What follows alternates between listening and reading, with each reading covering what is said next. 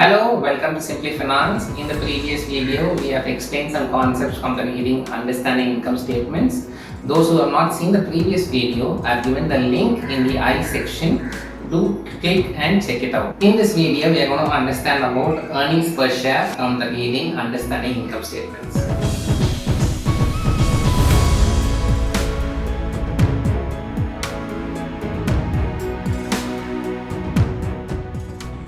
Hi everyone, today we'll be looking at EPS, that is earnings per share from the reading income statements. So why do we have to learn more on EPS? So one of the most followed metrics in the markets is the price earnings ratio. So in the price earnings ratio, the word earnings comes very important, and this is nothing but the earnings per share is what we are trying to find. So how much we are paying for earnings per share. If the market price of the share is 100 and the earnings per share is 10, it means the price to earnings ratio is 10 times.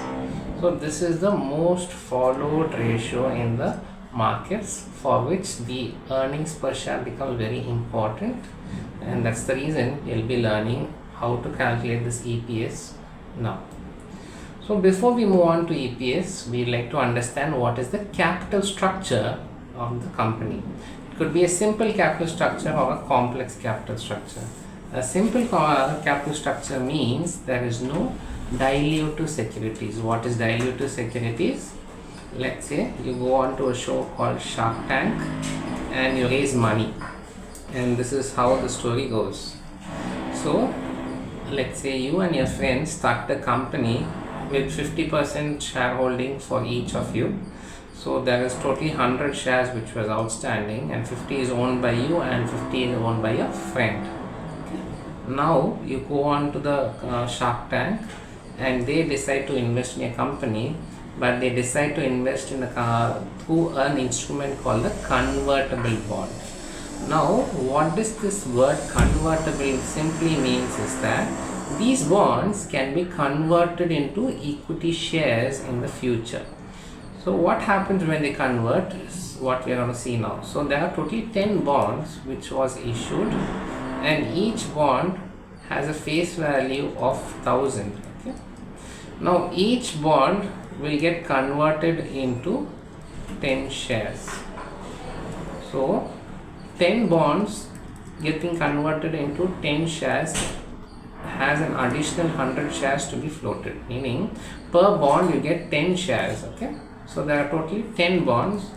So the potential for additional equity infusion is 100 numbers of equity shares. Now this becomes very, very important. Why? Because before dilution, our both friends had 50% stake in the company. Now because of these new investors who now get 100 new shares, you see that the existing shareholder has a diluted shareholding because of this new shareholder. Okay, so because of this potential dilution in the shareholding, this becomes a complex capital structure. Okay, so complex capital structure simply means there is some potentially dilutive securities, which means new equity shares are going to get infused into the capital structure because of a convertible security.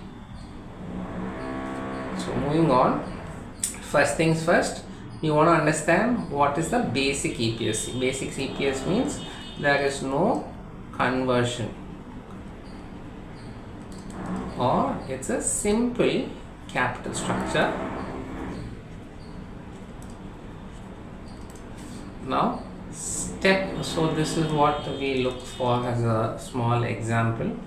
So we have a net income of 1 lakh, we have a preferred dividend of 10,000 and common dividends of 12,000.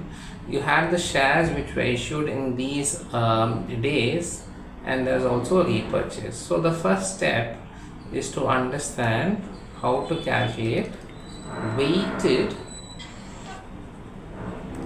average number of shares. So here the word weighted is very important. It is weighted by the number of months outstanding. This is very important for you to understand. So on the beginning you had 10,000 shares and it was outstanding for the entire year. Okay, so it was outstanding for the entire year, and this is the total periods in a year, total months in a year.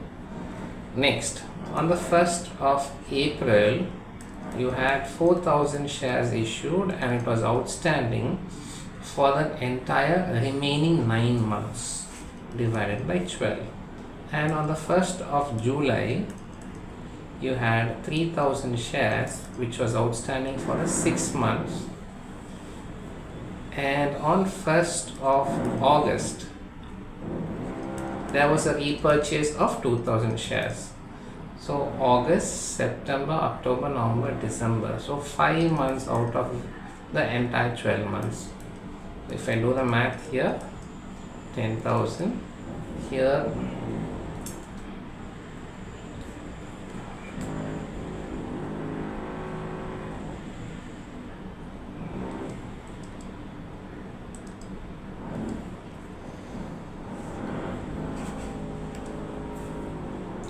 here it is 4,000 into 9 divided by 12, that is 3,000 and 1,500 and 2,000 shares which were repurchased into 5 divided by 12, that is 833 shares. It becomes into a negative because these were repurchased. Repurchase simply means these shares are taken out of the market. These are all quantity, not the amount. You should not consider this as the amount. These are all the quantity of shares or the number of units. Okay. So if we do the math here, this is going to become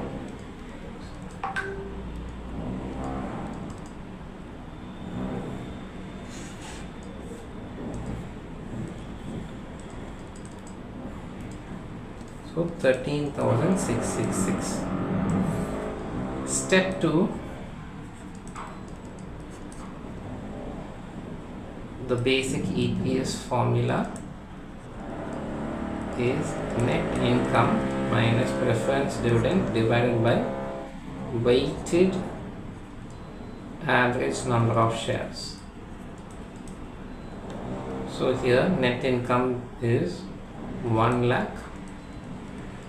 Preference dividend is 10,000. Why don't you consider common dividends? We don't consider common dividends because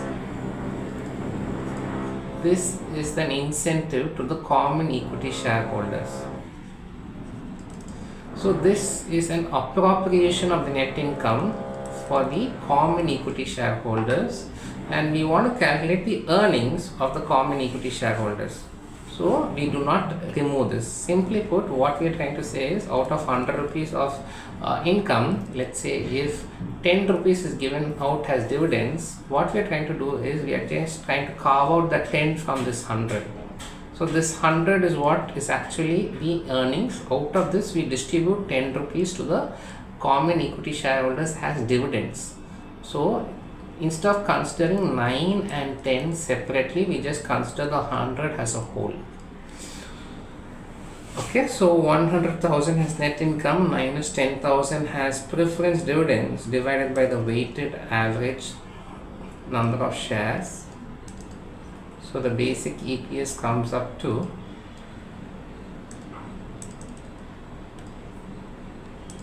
6.58.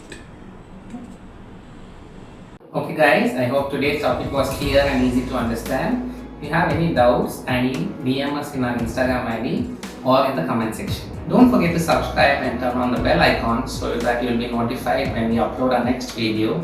Thank you for your time and see you in the next video.